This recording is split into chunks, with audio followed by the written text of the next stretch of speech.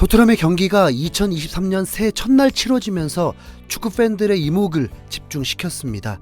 특히나 토트넘은 월드컵 이후 첫 리그 홈 경기였고 상대는 리그 12위의 아스톤 빌라. 토트넘 자체가 아스톤 빌라를 상대로 성적이 좋고 손흥민은 아스톤 빌라를 상대로 5경기 6골까지 기록할 정도로 강한 만큼 여러모로 승리를 더 기대할 수 있었습니다. 자, 더 얘기해볼까요? 케인은 새해 그리고 홈 경기에서는 거의 모든 경기 득점을 했을 정도로 강했고 콘테 감독은 경기 전 인터뷰에서 로메로가 돌아온다고까지 전하면서 수비 강화가 되면 실점 확률도 더 줄고 공격에 더 집중할 수도 있을 것도 기대했습니다. 이런 분위기라면 우리가 가장 원하는 손흥민의 좋은 활약, 득점도 기대하게 되는 거죠. 아마 그런데 많은 분들은 이 같은 기대는 아마 포기했을 것입니다. 콘테 감독이 같은 전술을 들고 나올 것이고 또 페리시치가 나오면서 손흥민은 이 선 아래에서 머물 것이라서 찬스를 얻는 것 자체가 매우 적을 것이라 예측했으니까요. 그래도 손흥민의 침묵이 너무 길어졌기 때문에 이 정도라면 행운이라도 따라서 둥근 공이 손흥민을 위해 튀어주길 바랬습니다. 솔직히 말이죠. 경기 1시간 전 라인업이 공개되었을 때 위 모든 기대감은 불안으로 바뀌었습니다. 이런 그나마 공격의 또 다른 핵심 클루셉스키가 부상으로 이탈했기 때문입니다. 부상 진짜 토트넘은 스쿼드도 얇기 때문에 주전 선수들이 이탈하면 어떤 감독이 와도 해결할 수가 없는데 히샬리송, 모우라, 클루셉스키 공격 옵션이 모두 사라지고 미드필더 핵심 벤탄쿠르가 이탈했다 보니 전력이 더 약화되었습니다. 클루셉스키를 대신한 선수는 브리안 힐이었습니다. 콘테 감독은 힐을 선택했습니다. 손흥민의 빈자리가 있었을 때 리버풀전에 페리시치를 공격수로 출전시키기도 했던 콘테 감독은 힐을 선택했는데 이미 김이 빠진 게 힐은 평가전들을 봐도 중간에 조커로 투입되는 걸 봐도 그냥 열심히만 뛰어요. 공간 이해력도 부족하고 결정력도 부족하고 더 큰 문제는 피지컬 문제로 어려움을 겪었습니다. 그래서 힐은 이번 겨울 임대로 떠날 거라는 해외 매체들의 예측도 많았고 토트넘 현지 팬들도 힐에 대해 부정적인 평가들이 많았습니다. 콘테 감독의 전술에 있어서 손흥민이 희생이 돼도 그럼 반대쪽에서라도 기회를 만들어서 득점이 나오거나 손흥민에게 기회를 만들어 줘야 하는데 자, 콘테 감독은 왜 힐이었을까요? 클루셉스키가 부상으로 이탈했을 때 콘테 감독에겐 힐이 아닌 두 가지 옵션이 더 있었습니다. 첫 번째는 손흥민, 케인 투톱과 더불어서 3명의 미드필더를 세우는 것입니다. 벤탄쿠르는 이탈했지만 호이베르, 비수마, 스킵, 사르까지 있기 때문에 수준급 미드필더가 없다면 허리를 강화라도 시켜서 실점 위험도 더 줄이고 그래서 역습을 이끌어내는 게 더 나을 텐데 콘테 감독은 사용하지 않았습니다.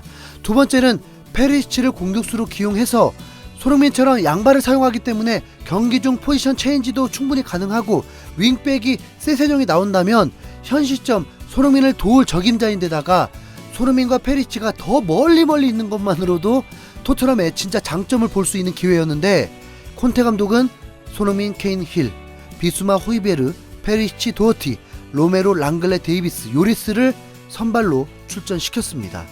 결과는 참혹했습니다.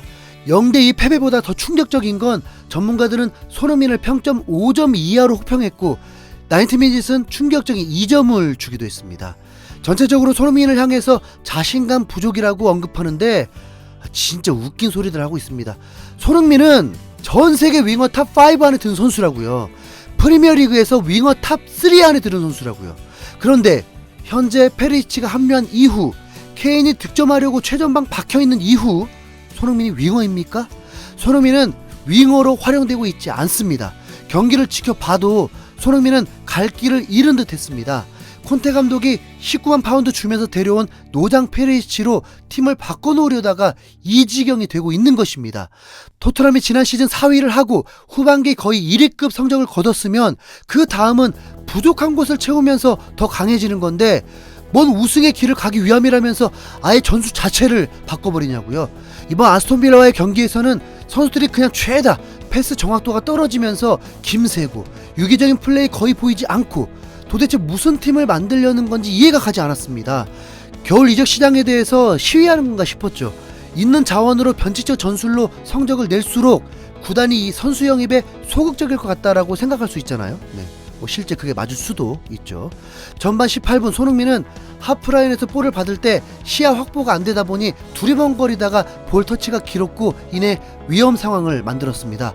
끝까지 추격해서 스스로 위기를 넘겼는데 갑자기 마스크를 벗더니 사이드라인 밖으로 마스크를 던져버렸습니다. 일순간 토트넘 관중들은 놀라면서도 환영한다는 듯 함성이 터져나왔습니다.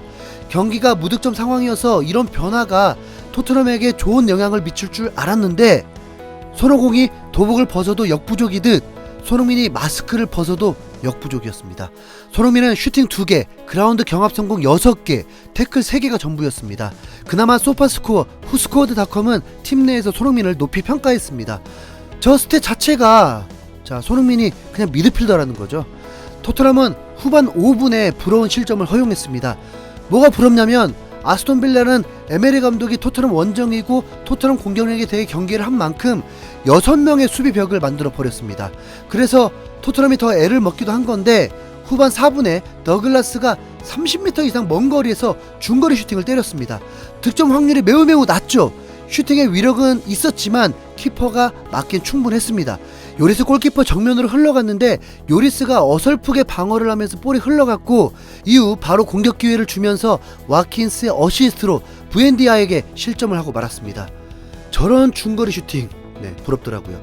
요리스는 이 경기에 3개의 실책을 진짜 토트넘이 선제 실점을 또 한 상황이었습니다. 거기다 후반 27분 부러운 실점이 또 나옵니다. 아스톤빌라 핵심 미드필더 맥긴이 중앙에서 정확하고 절묘하게 찔러 넣어준 로빙 패스 한 방에 토트넘 수비가 무너지면서 멀티 실점을 하고 말았습니다. 아스톤빌라는 토트넘보다 한 수 위 레벨로 2득점을 했다고 봐야 합니다. 그리고 이 2실점은 토트넘 역사를 썼습니다. 1988년 이후 최초로 7경기 연속 멀티 실점이라고 합니다. 토트넘 수비 라인부터 비수마까지 일찌감치 경고를 받으면서 어려움도 겪었고 제대로 된 패스플레이 하나 없이 토트넘은 아스톤빌라를 상대로 이기는 게 이상했을 경기였습니다.